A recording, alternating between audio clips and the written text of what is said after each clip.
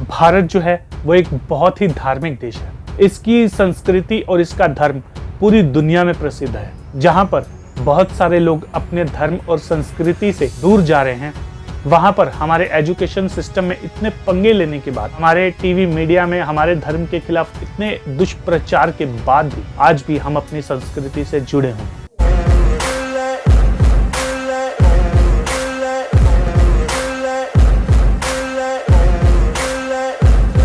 हाय दोस्तों, मैं राजन शर्मा आ चुका हूं एक नई वीडियो के साथ। तो कैसे हैं आप सब?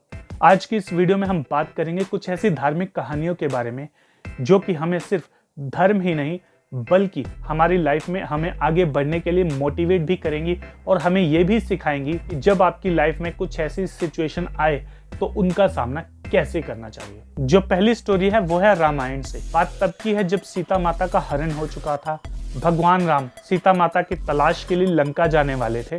उन्हें पता लग चुका था कि माता सीता लंका में ही है। अब मेन चीज ये थी कि उन्हें समुद्र पर एक पुल बनाना था। वो समुद्र देव की तपस्या करने लगे।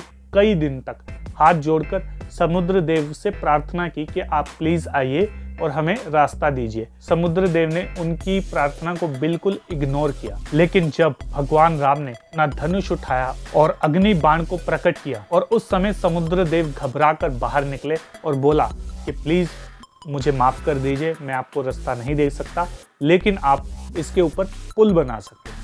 तो इससे क्या साबित होता है कि कई बार आपको अपनी बात मनवाने के लिए अपना बाहुबल भी दिखाना पड़ता है। वो गीता का एक श्लोक है ना कि अहिंसा परमो धर्मा, धर्म हिंसा तदैव च, यानी कि अहिंसा जो है वो परम धर्म है। लेकिन अगर धर्म के लिए आपको हिंसा करनी पड़े तो वो सबसे बेहतर है। इसीलिए भगवान श्री कृष्ण ने धर्म संस्थापना के लिए महाभारत युद्ध में अर्जुन का साथ दिया। बात अगर गीता के श्लोक की हो ही गई है तो अगर महाभारत का इसमें एग्जाम्पल ना आए तो कैसे चलेगा। बात तब की है, बहुत सारे लोग भगवान श्री कृष्ण को महाभारत के युद्ध के लिए उत्तरदायी मानते हैं, लेकिन सच तो ये है कि उन्होंने इस युद्ध को रोकने के लिए बहुत कोशिश की।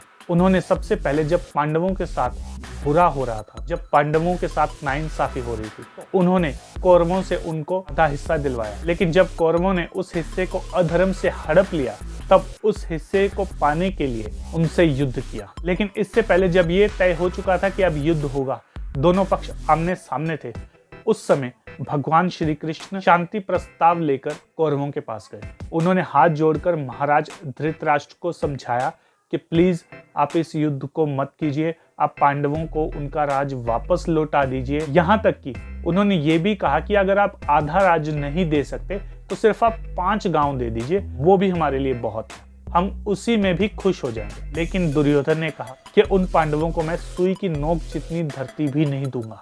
और उसके बाद भगवान श्री कृष्ण ने कहा कि अब मैं मेक श्योर करूंगा कि ये युद्ध हर हाल में हो। और युद्ध हुआ और कौरवों का नाश हुआ। जो तीसरी स्टोरी है वो समुद्र मंथन से जुड़ी हुई है। स्टोरी नहीं बल्कि एक शिक्षा है। अब सभी ने समुद्र मंथन की स्टोरी तो सुनी होगी। जब समुद्र मंथन होता है तो सबसे पहले उसमें से क्या निकलता है? विष, जिसको जहर कहते हैं। और वो किसने पिया था?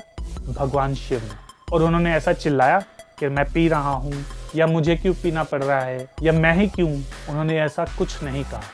उन्होंने उसे चुपचाप शांति से पी लिया जैसे कि एक कोल्ड ड्रिंक हो। और फिर उसमें से धन दौलत निकली, मान सम्मान की वो सारी चीजें निकली, अप्सराएं निकली और बहुत चीजें निकली और अंत में अमृत निकला। अगर इसी समुद्र मंथन को अगर आप अपनी लाइफ में लेकर चलें, जब आप कुछ करने के लिए जाएंगे तो ऐसे लोग आएंगे जो आपके लिए जहर उगलेंगे। ये उस समय आपकी लाइफ का मंथन हो रहा है और वो लोग आपका मजाक उड़ाएंगे, आपको जली कटी बातें बोलेंगे। और उस समय भगवान शिव की तरह आपको भी सिर्फ उनसे लड़ते नहीं रहना है। मैं तो यही कहूँगा कि आप उस क्रिटिसिज्म को, उन तानों को, उन फालतू की बकवास में ना उलझ के उसे भगवान शिव की तरह चुपचाप ग्रहण कर लें। उसके बाद जब आप मेहनत करते रहेंगे, जब आप नई चीज़ें सीखते रहेंगे, नई चीज़ें ट्राई करते रहेंगे, आगे बढ़ते रहेंगे, तो आपको उसमें से लक्ष्मी मिलेगी, यानी पैसा। और अंत में अमृत के तौर पर आपको मान सम्मान मिलेगा, आपको इज्जत मिलेगी और आपका नाम आपकी पीढ़ी दर पीढ़ी लिया जाएगा। अगर आपको नहीं यकीन तो आज भी आप राजपूत और ठाकुर परिवारों में जाकर देख सकते हैं जो कि काफ़ी समृद्ध हैं।